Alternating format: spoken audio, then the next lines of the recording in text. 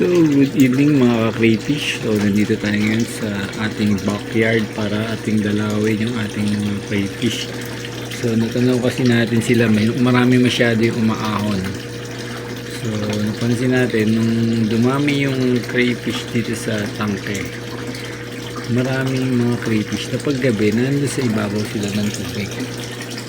So, kagaya nitong isa, nakita natin, meron siyang mga itlog sa kanyang tiyan. Tapos nakaahon siya sa tubig. So, ayan.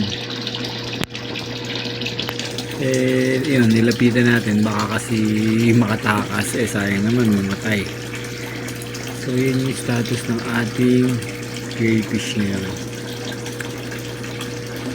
So, yun. So, ang daming umaahon sa tubig. So, iniisip ko yung reason kung bakit paggabi maraming umaahon ng mga crayfish sa tubig is number one is di ba paggabi kumaga dun sila masyadong active, nocturnal sila, dun sila kumakain.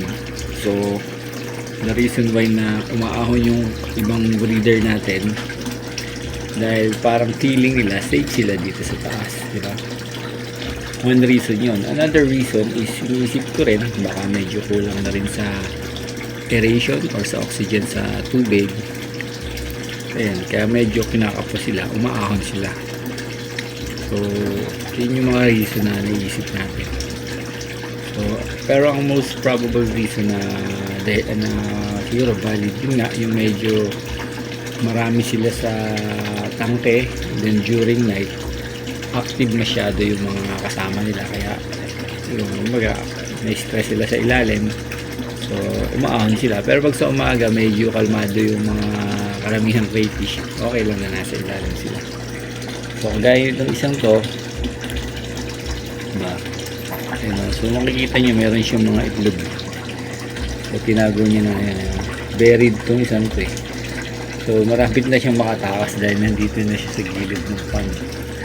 Kaya ayan, check natin kung kaya nating hulihin siya para ilipat sa mas safe na pwede niyang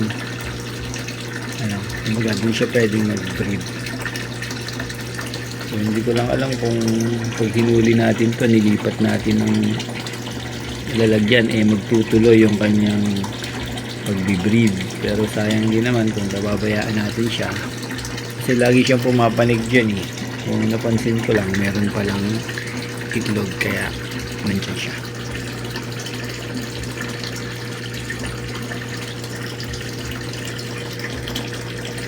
So yun.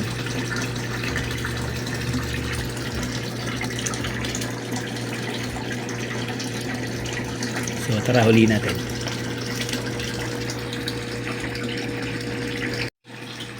So hinuli natin yung ating crayfish na buried. So check natin kung check natin yung kanyang yung tiyan. Check natin yung tiyan.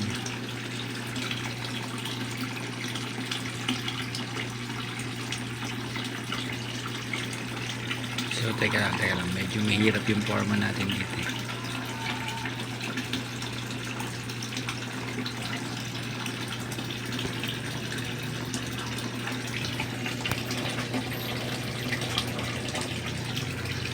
So yun, no, makikita nyo marami siyang itlog sa kanyang tiyan.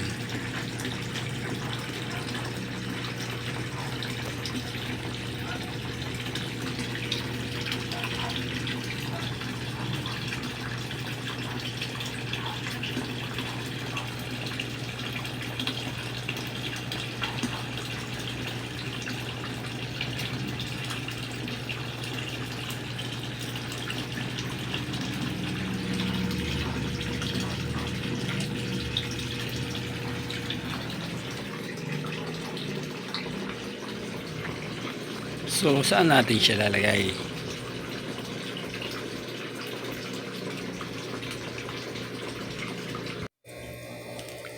So, dito muna natin siya ilalagay sa indoor tub natin. So, ilagay muna natin siya dito sa ating hospital tub.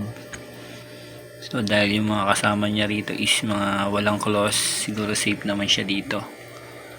So, acclimation muna tayo kasi baka ma-water shock siya dahil yung sa outdoor pond natin is malamig yung tubig doon. Then, dito naman sa ating indoor setup, medyo warm yung tubig dahil nga, ayun, nandun siya sa loob ng bahay. So, pag gabi, warm yung tubig dito. So, doon naman sa outdoor setup natin, pag gabi kasi doon, masyadong malamig yung tubig. Then, pag araw naman, masyadong warm kasi, diba, pagka tarik yung araw na ano siya, naiinitan siya direkta ng araw. So, dito muna natin siya ilalagay. So, acclimation muna tayo, few minutes para maka-adapt sa environment yung ating crayfish. Hindi rin ma-shock, lalo na yung mga itlog niya. So, yun o. Medyo maliit lang tong breeder natin, pero yun, ang dami niyang itlog kung nakita nyo kanina. So sa ngayon, yan, sana successfully ma-hatch dito. Dito natin itatry i-hatch siya. So yun nga, umaahon siya kanina ng tubig. Kahit siya'y buntis. Buried to. So yan yung ating mga alaga. So tignan natin. Yan, warm yung tubig. Tapos ito yung dun sa medyo malamig. So yun, pwede na rin siguro dahil parang diba, medyo malamig pa yung tubig natin sa na pinanggalingan. So pause muna, acclimation muna tayo. Ayan. So pwede na siguro natin pakawalan yung ating buried na crayfish. So dahan-dahan sana din siya magtago agad sa pagtaguin agad natin siya din sa yun. So medyo natatakot pa siya dito sa environment.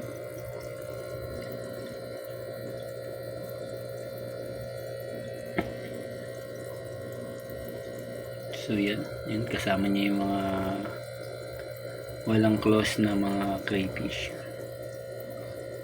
So yan, tingin ko magtatago na siya dyan sa sa loob ng PVC pipes. Makasama siya rito ng albino na walang claws. So yan, dyan na rin siguro siya magpipisa. Kasi dito sa kabilang tank natin, di ba, meron tayo ditong buried na crayfish din. Tapos dun sa aquarium natin, merong dalawa rin na buried. So yan. So that's it. Natahimingan lang natin. Di rin natin alam na meron palang buried crayfish na umahon. So buti na lang umahon siya dahil nahuli natin siya. So naibukod natin siya dito sa ating isang pond. Yan, indoor pond tub. So that's it. Siguro safe na rin siya dyan. Bahala na lang siya dyan. At mas safe siya kaysa nandun naman siya sa community tank natin dun sa labas. Dun kasi may possibility na ayan, na ma-stress siya. So ganun na lang siguro yung gagawin natin. Tuwing may makakita tayong buried na umahon, huhulihin natin sila, then separate natin sa safe place. Ayan. So that's it for the night. And medyo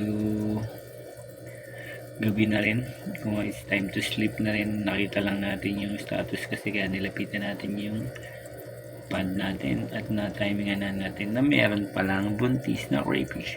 So that's it. Keep safe po, stay safe sa lahat. God bless.